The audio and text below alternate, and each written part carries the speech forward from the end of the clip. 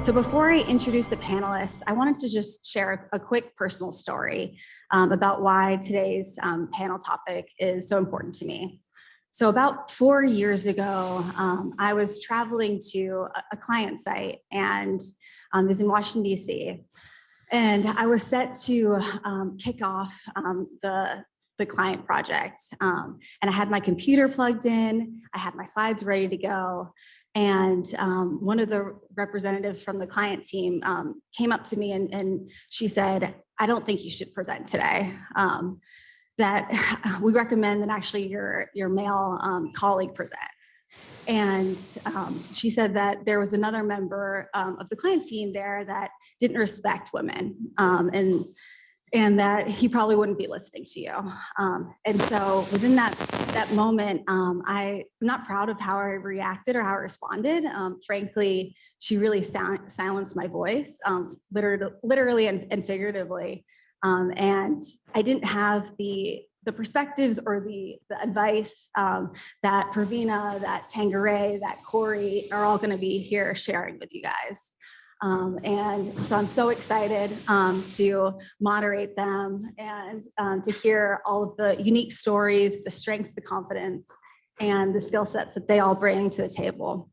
Over the past 2 weeks, I've gotten to learn a little bit more about their backgrounds, and it's going to be a phenomenal panel. So with that, I will introduce our first panelist here, Pravina Reddy. So Pravina has spent the last 20 years in the technology space as an individual contributor and has evolved into a leader in the last few years. She is passionate about connecting with people and helping build a safer environment for teams to succeed and grow. She spent her last 8 years in fintech domain solving complex technology problems in banking and investing platforms. And our next panelist here is Tangeray Edwards, a highly collaborative and transformative business leader. Tangeray most recently held a leadership role at JLL Commercial Real Estate, where she led the creation of a global innovation program. In her new role, Tangeray will lead the definition of Hilton Grand Vacations' 5 to 7 year strategy and innovation processes. And last but not least, our third panelist here is Corey Smith. So Corey works at Duke Energy as Director of Strategy and Innovation, clearing hurdles for a team of design, agile, change, and product experts who guide and facilitate and foster innovation across the enterprise, accelerating the path to net zero emission by helping Duke Energy deliver cleaner, smarter energy solutions.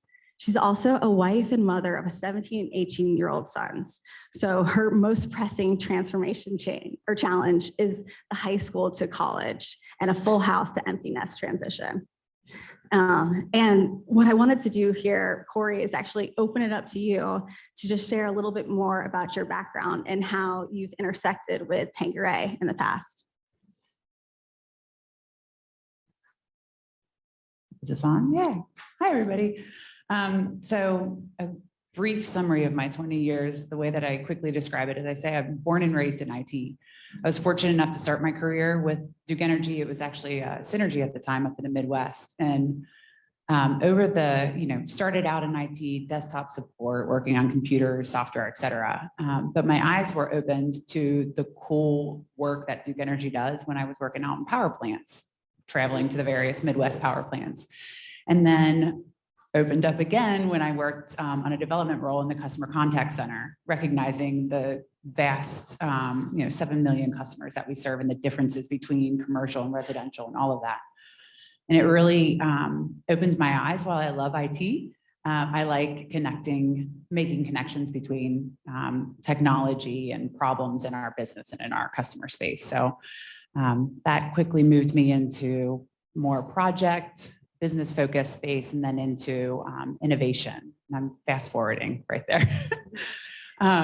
So let's see, in the last 4 years, I had, 4 to 5 years ago, joined our strategy and innovation group, which we call Lighthouse, where I met Tangeray, one of the founding members. And yeah, I guess that's how our paths crossed quickly.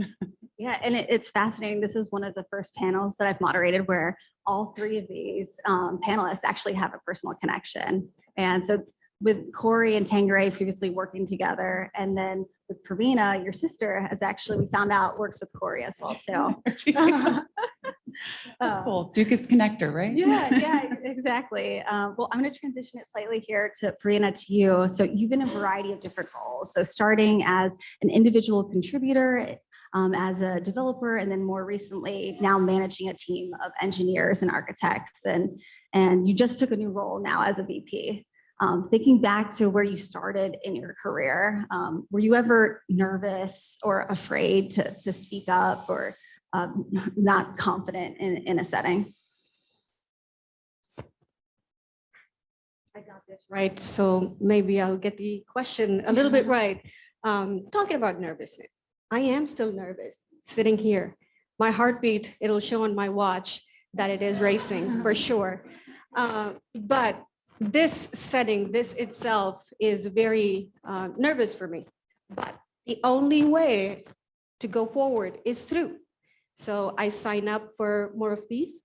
So I give myself an opportunity to experience this. Also, I've learned to give myself permission to be nervous, to be wrong, to fail, because most of us hold ourselves back for various reasons. For me, it was knowledge gap when it came to confidence, not knowing people sometimes. So I started to work to improve my knowledge whenever that is an issue. But still, it is the coping mechanisms I have taught myself are basically practice. You have to go through this in order to be here.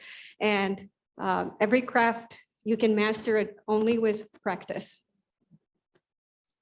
And Tangeray, do you have anything to add to that? I know you changed roles from working at Duke Energy and then to JLL and now at Hilton. How has the transitions across those different companies shaped of how you approach your confidence and your ability to bring your full voice to meetings?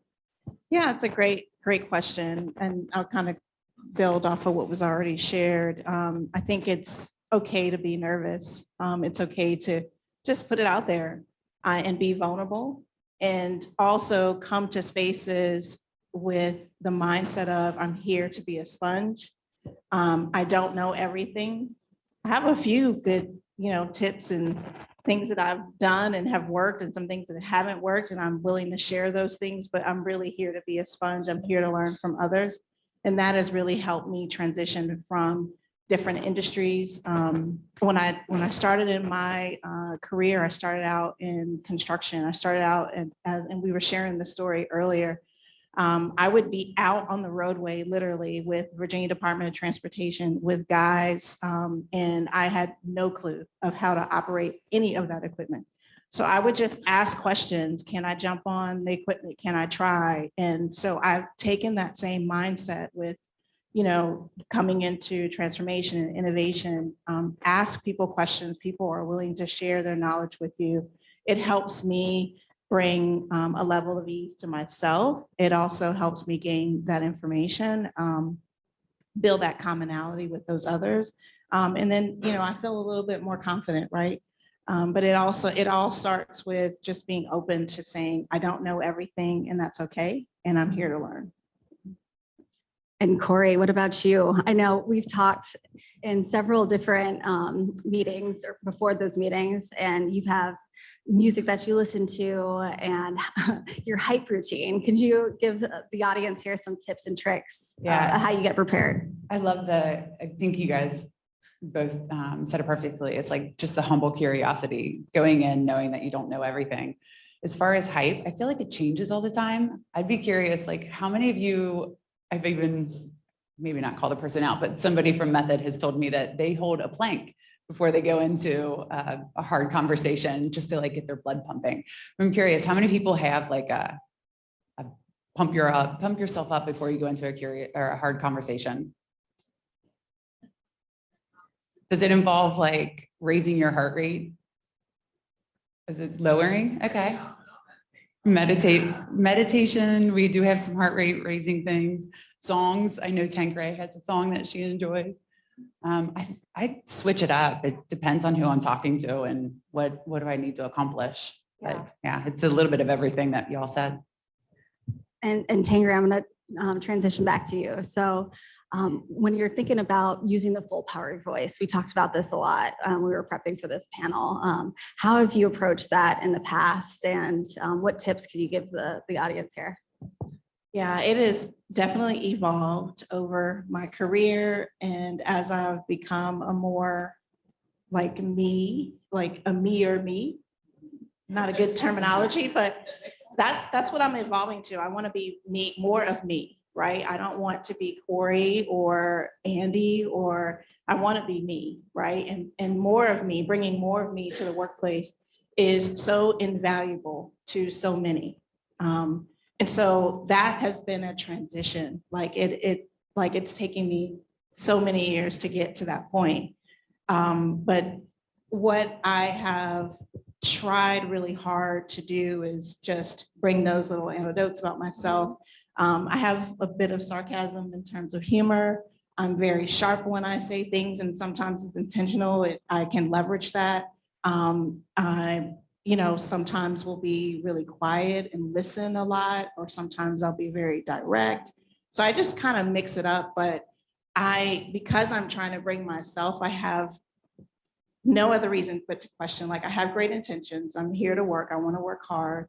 I want to collaborate with others, and just speak up, right? Speak up, be confident, be more of yourself. That's what you were hired for. If no one else gets anything else, or anything I've ever said today or any other time that you've interacted with me, it's really bringing more of yourself to situations, either personal or professional. I think it definitely helps with that confidence, because you're not trying to be anybody else, right? Just be yourself. And building upon that, Pravina, from your background as an immigrant and coming to the States here, how have you been able to bring your voice and make sure that your ideas come across with confidence? That's great. That's a great question. I never felt like I belonged here when I first came, because obviously I was different. This is 20 years ago. I'm a very different person now.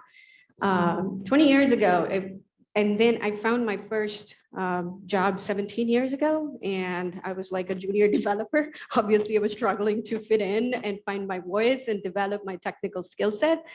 But to build upon what it all starts with you. It started with me.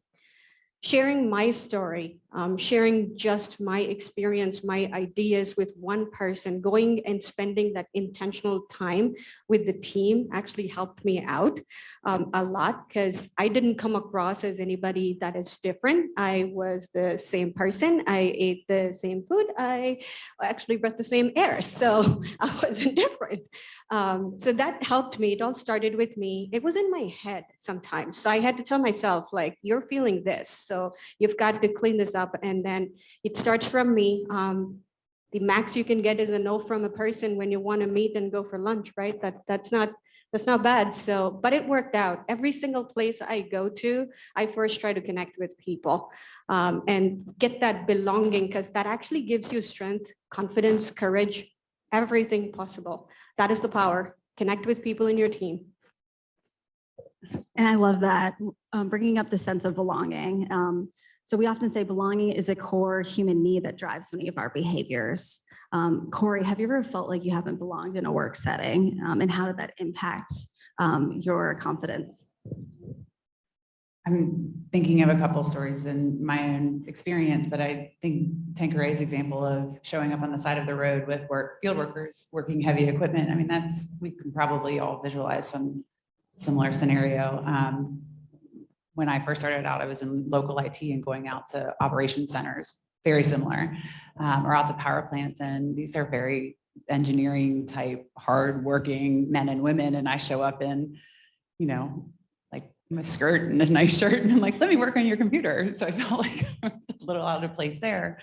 But I don't know. I have this like kind of train of thought running through my head as I'm hearing everything that's being said. As it is, you feel like in any situation that you want to belong, but at the end of the day, it's in your head. And I think, Steph, thank you so much for sharing that story and being vulnerable and sharing that.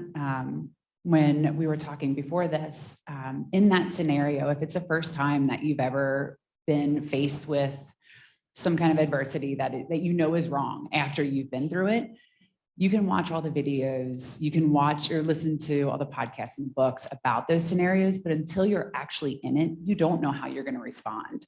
So in that moment, you have to give yourself forgiveness and grace, because you need to like, okay, that was wrong. And now I physically know how that feels.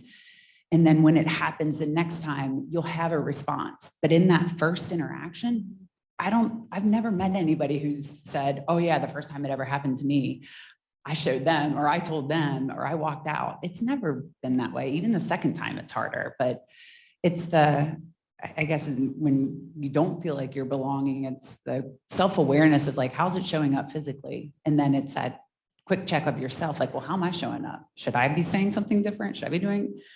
And when it's a no, then, vote with your feet, vote with your words, whatever it is that's right for the scenario that you're in. Yeah, and Tangeray, with you managing and leading teams, what strategies have you used to build an environment of psychological safety and building upon Corey's perspective of that sense of belonging? Yeah, it's a great question. I'll start with a little bit of the belonging. Being a woman of color and starting my career in a traditional engineering field, building highways and infrastructures and noise barriers and air monitoring systems, I was always the only one, either only woman or only woman of color, or both, or all of the above. And I really tried to not own all of that. And I would often tell myself, it's not my problem. And so I went through, and I don't know if it was naive, I'm just being very honest and transparent. I don't know if it was me being very naive or just that was my coping mechanism. Like, it's not my problem. I'm not going to own that you don't like me being here. I'm not going to take that on. I'm here to learn. I'm here to work hard. I'm here to collaborate with others. I'm just going to try to, be myself and, contribute, add value, and prove to you. And I went through that methodology for a number of years. And then you realize, like, you're doing a lot of performance improving for what? So I've since transitioned that thought process of, the performing piece to more of add value, try to connect where people are. To your point, share your story, have lunch, have dinner, connect people outside of work as well. So they really can get to know a different community and start maybe building community with you. And I do that with my teams, try to connect socially as well as at work, try to have fun, as much fun as possible. I think about all the laughs that we had at Lighthouse, and I love to laugh. Just all of those stories and those meaningful connections make it easier to roll up your sleeve in the 9th hour and get some deliverable done. Like when you all have to, we can stay till 7, we can stay till 8, whatever, you go home, log on again. It just makes it all worth it because you've had those human connections. And I think that's the big part of what I try to bring to my teams. It's just more of that human connection. Like, bring yourself, and it's okay. And Farina, I see you nodding your head here. I know we talked a lot about empathy and building connections. How have you approached creating that sense of psychological safety for your teams and teams of women in technology, or just broader than that? Very similar to what Corey and Tangeray have been saying here. Vulnerability is very important. Presenting who you are, that authentic self. I love what was said before, be yourself, don't be Corey, don't be Tangeray, don't be Steph. Bringing just yourself and being authentic with your teams and dealing with care. You really care. We just don't ask, how are you, and just walk away. We stay there, we lock eyes, we actually know what happened in the weekend. what happened to the kids, or what happened, what was the fun thing that they did. We actually have a conversation. Although pandemic made it a little bit difficult, but I've also found a way. I intentionally make touch points with my new hires and old hires, and I do skips all the time to make sure that they feel like they belong into one family. One of the things that I love about the culture I like to create is very familial culture, because I want to connect, I want to learn more, so I can help out whenever they have issues. I'm there to share a laugh with them and enjoy the success. The only way I could succeed all the time is when teams succeed. There's no definition for my success. So it's approaching with empathy, showing that compassion when it's needed. Maybe there is a deadline that's coming up, but somebody needs to talk to you, and you just make time. You let them know you're there. You're always looking out for them. That's how. Yeah, I'd love to add to that. I love your point around, making yourself available. And I think that's really important as a leader or even as a team member. Sometimes we can get at our desk and just log in and heads down, our headphones on, and just, feel like you're in your own virtual, like your metaverse. But really, I think it's important to step outside of that. As a leader, I always have my door open. I always ensure that I am sitting with my teams. That's one thing I've leveraged from Lighthouse. I came into a new role and asked them to change the whole space around. Like, we are not doing the silo physical barriers. Like, there's no reason why I can't sit next to, a developer. There's no reason why. I mean, and in fact, I'm going to learn a lot. So I think it's all of those types of tactics that kind of help people feel like they're safe, they belong, and make the workplace more meaningful.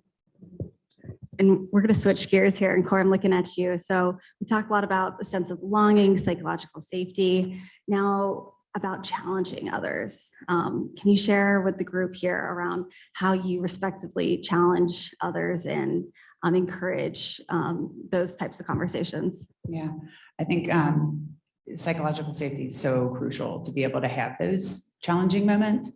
But I would also argue, especially after coming through the pandemic and everything that we've seen going on socially, globally, from a diversity and inclusion perspective, if you aren't having challenging conversations, or if you don't feel like you're getting conflict in the workplace, then I would argue, are you really making progress? Meaning, like, do you have diverse thought in the room? Because otherwise it's just groupthink, or everybody has the same context, upbringing, whatever the scenario is. It's not easy to have conflict. I'll admit that. So if you've not encouraging you to go back to your workplace and start arguments with people, but somehow I was like, I can't give you a steps to do it because everybody's workplace is different. But I would say that just think about, if you're in a workplace where you aren't having conflict, look around the room, and maybe it's understanding the people that you're working with and what is their context. Maybe they're hiding a part of themselves that would actually be valuable in the conversation that you're having. And by personally relating to them, it could come up. I'll say this, we used to, early days of the program, we used to meet on Thursday afternoons, and we were supposed to be done by 5 o'clock. And there were days that we were there until 7. And whenever we were there late, it was because we were having pretty healthy, spirited conversations, pretty healthy, like, arguments. But we had a environment where titles were at the door. You would come in, and we all had different disciplines, and we would bring our context to the situation or to the conversation and develop a strategy before we moved out. Sometimes we just had to go, we're not going to get there, time to go. But I don't know if that gives you step by step, but I would end with, if you're not having conflict, I would question whether or not you're actually building value for your workplace or your customer, whoever it is. I think it's necessary. Yeah, and Pravina, I think that was very similar to the conversation we had around encouraging healthy debate and challenging others. Anything else you want to add to Corey's perspective? Yes, definitely. But that is well said. One thing I'll never forget when I'm in conflict, and this is my husband told me this, it is not what you say, it is how you say matters. So when we work on our how part, I think we can get through that conflict. And conflict is actually positive to what Corey just said, that diverse perspectives, that is what makes the conflict. If we all agree with each other, then there's nothing. So just knowing that conflict is positive, and I getting into many meetings, developers, if developers in this room, you all know developers are highly opinionated and have strong passion on certain options and decisions. So there's no meeting that we walk out with a single decision. It's always like, okay, great. You have to walk out with options is when you know that you've been successful in conducting that meeting. But again, I have to tell myself multiple times, because I'm like an open book. You can see in my face how I feel even now, right? So I had to tell myself, it's not what I say, it's how I say matters, and I have to work on that. So I was going to add on to that. We all I guess we all own our context, and we're all bringing in a different perspective on the world. And so one thing I do want to point out, I love how you said that with, it's not how you say it, it's it's not what you say, it's how you say it.